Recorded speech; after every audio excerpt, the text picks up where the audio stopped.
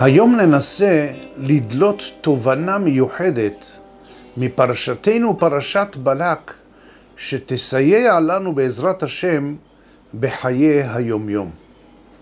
פרשת בלק יש בה גילוי גדול במה שנוגע לעומק נפש האדם, להבנת ההיבט הפסיכולוגי. כשמגלים נקודה זו וחושפים אותה, אזי ניתן להתמודד עם מצבים שונים ומורכבים בחיים.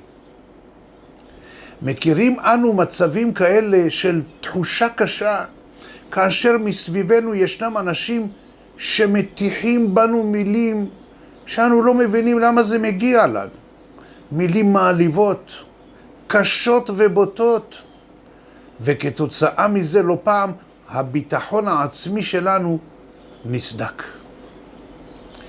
אם בעבר היינו מסוגלים לעשות דברים מסוימים, כעת אנו מרגישים מוגבלות מסוימת, מרגישים רפיון וחולשה, ולא מסוגלים לעשות את מה שעשינו בעבר. במצב כזה אדם יכול להיכנס לתסכול, מכיוון שהוא יודע שהוא אדם בסדר, נורמטיבי לחלוטין. ואם בכל זאת מטיחים בו מילים קשות ועולבות, מתחיל לחשוב, אולי אני באמת לא בסדר? ואת הדימוי העצמי שלו הולך ויורד, הולך ונחלש, הולך וניזוק. בפרשתנו, פרשת בלק, ניתן לזהות מהיכן הדברים האלה נובעים בנפש האדם, ומה הם הכלים שניתן שוב לחזק, להתרומם, לקבל דימוי עצמי חיובי, להגיע לביטחון עצמי אמיתי, וממנה להצליח בחיים. כי כמו שכולנו יודעים, חלק גדול מההצלחה של האדם זה הדימוי העצמי החיובי שלו. אבל אם בעיניו הוא בעל דימוי עצמי שלילי, הוא מגיע למצב של חוסר מסוגלות, לדכדוך ולתחושה של מי אני בכלל? אני לא שווה כלום, אני נכשל, אני לא יוצלח, לא יוכל לעשות שום דבר. המוטיבציה יורדת והתוצאות אכן בהתאם. המשפט הראשון שבלעם אמר לקדוש ברוך הוא, ויאמר בלעם אל האלוהים, בלק בן ציפור מלך מואב שלח אליי. מפרש רש"י במקום, אף על פי שאיני חשוב בעיניך, חשוב אני בעיני המלכים. בלעם בטוח שהקדוש ברוך הוא לא מחשיב אותו, לא מעריך אותו. לכן הוא מחפש כבוד והערכה אצל המפורסמים של שקר, של עובדי עבודה זרה. וזהו שורש הפגם של בלעם, שממנו מגיע לכל הפגמים בהמשך. הדימוי העצמי הנמוך שלו מוביל אותו לחבור לכוחות הרשע, ולסוף המר של ואת בלעם בן בעור הרגו בחרב. כך מצינו גם במרגלים, שבימים אלו הלכו בארץ מתוך תחושה של ונהי בעינינו כחגבים. והיא שגרמה וכן היינו בעיניהם. גם אצלם הדימוי העצמי הנמוך שלהם הוביל למאיסה בארץ חמדה ולאסון לאומי לכל כלל ישראל. כל יהודי פותח את יומו במודה אני לפניך, מלך חי וקיים, שהחזרת בי נשמתי בחמלה, רבה אמונתך. דהיינו רבה היא האמונה שאתה ריבונו של עולם מאמין בי ובכוחותיי וחשוב אני בעיניך. רק מתוך אמון בי ובכוחותיי ניתן להתקדם למעלה. תופעות מורכבות שונות ולא תמיד קלות ונעימות עולות מול כל הורה במשימה של גידול הילדים. זה נכון שילדים נולדים גם עם האופי שלהם. ישנם ילדים מאוד נוחים לגידול, ללא כל צורך במעורבות של ההורה. וישנה מצד שני ילדים קשים ובעייתיים יותר, המציבים בפני ההורים שלהם אתגרים קשים יותר, שלעיתים יכולים להעמיד את ההורה בפני קושי רב או לחץ נפשי לא פשוט. לכן, יש לשפר את הביטחון העצמי אצל הילדים. לבטוח ולהאמין ביכולות שלהם. השאיפות העיקריות של כל הורה לעשות כמיטב יכולתו לטובת ילדיו. האושר הגדול ביותר של כל הורה הוא לראות את הילד שלו שמח, בטוח ומוצלח בכל שלב בחייו. כל הורה שואף שהילדים שלו יהיו בריאים ועם ביטחון עצמי גבוה. הדבר הראשון אותו כל הורה צריך לדעת הוא שאין לשפוט או לבקר את הילד. אתם יכולים ללמד את הילד בצורה חכמה, אך שיפוט או ביקורת שאינה בונה תוביל את הילד לתחושה שהוא אינו חכם מספיק או מוצלח מספיק כמו ילדים אחרים. ההרגשה הזו תלווה אותו בכל מקום אליו הוא ילך. וזאת משום שההורה הוא הסביבה הקרובה ביותר של הילד.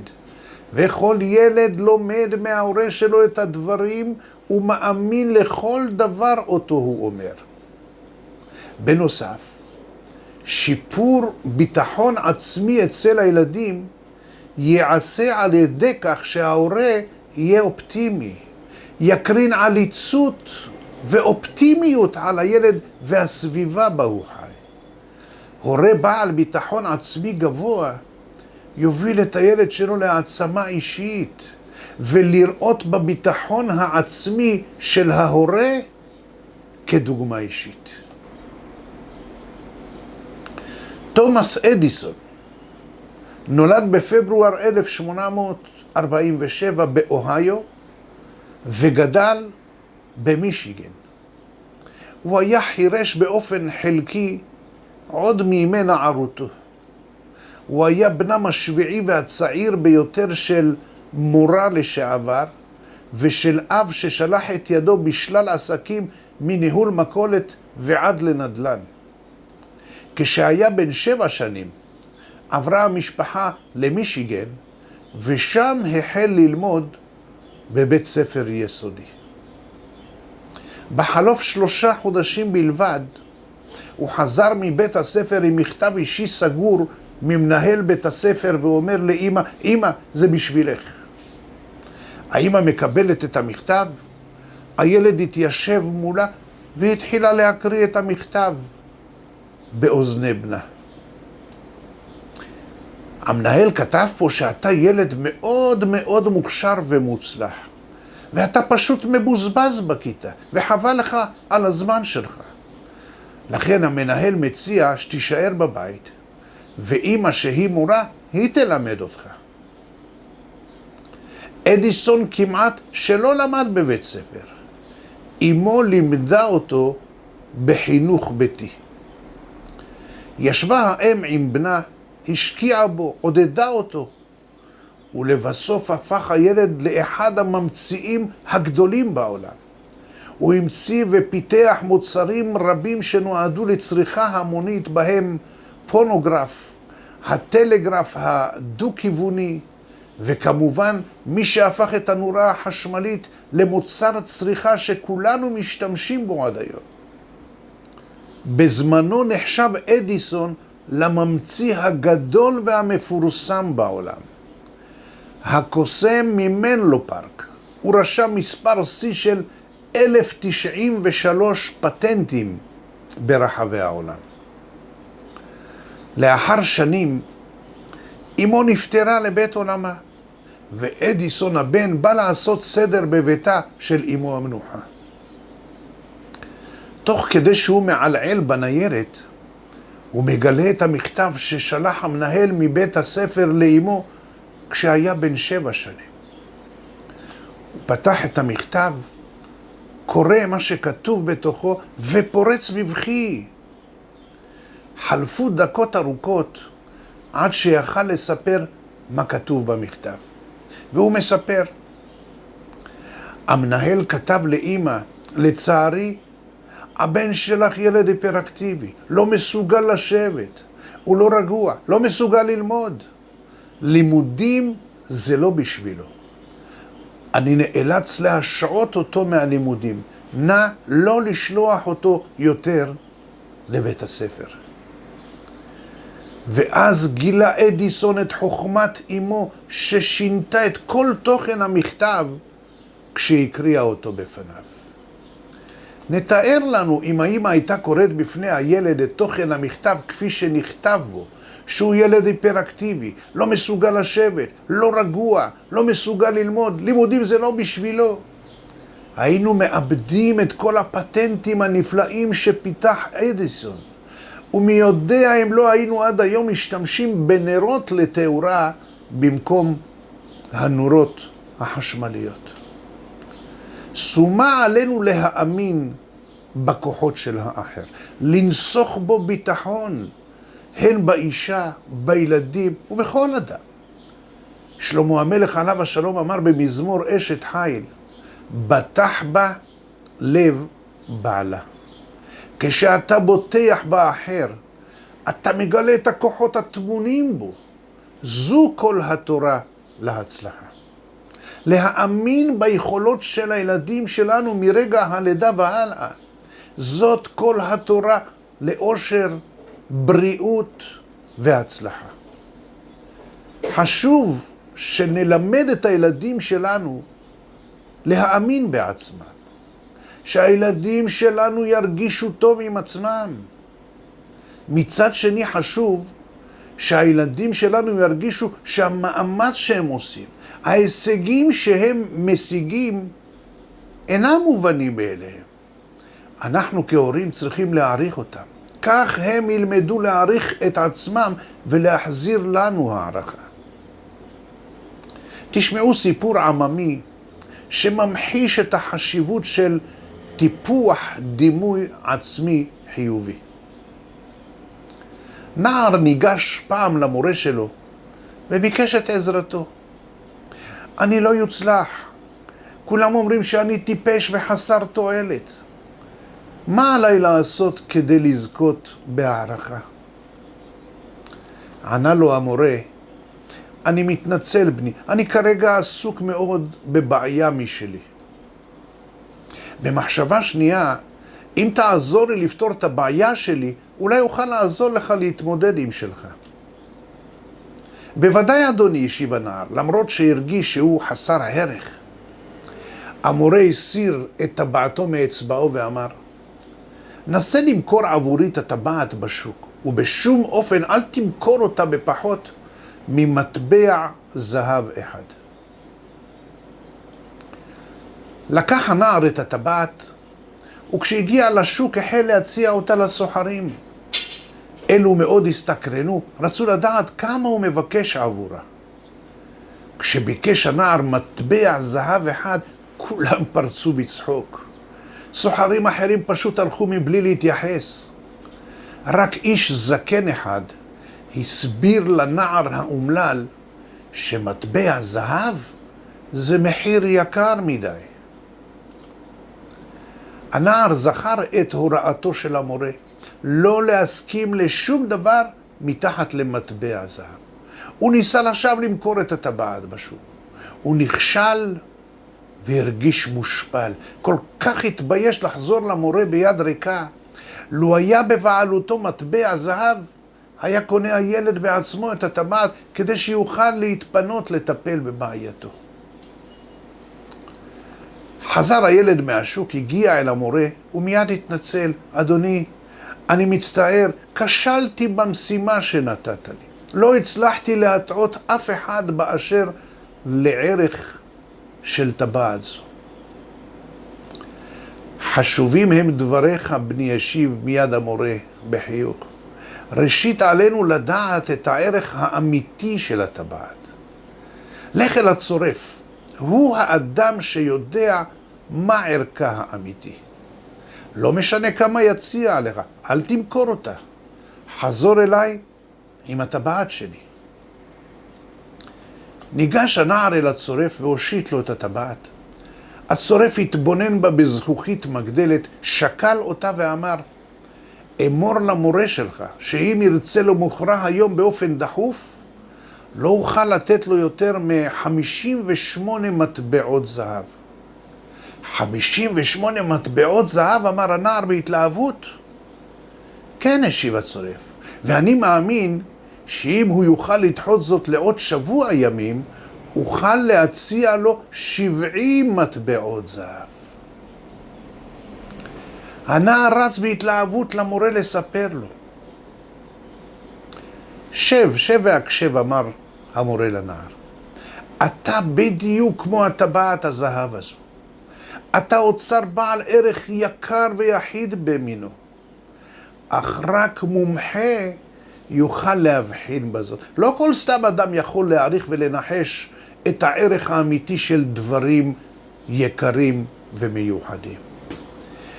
אם אתם תגרמו לילדים שלכם להאמין בעצמם, הם יבינו שהערך האמיתי שלהם הוא לא בתפיסה של הסביבה מהערך שלהם, אלא בתפיסה שלהם עצמם.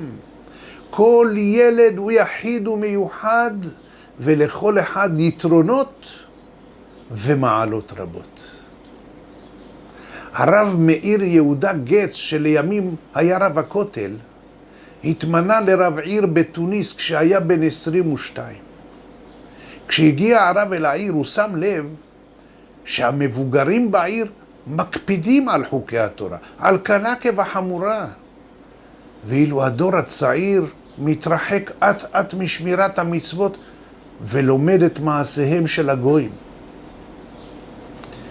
כשביקר הרב בתלמודי התורה שבעיר, הבין מהר מאוד שהמורים לא מצליחים להגיע אל נפשם של הילדים.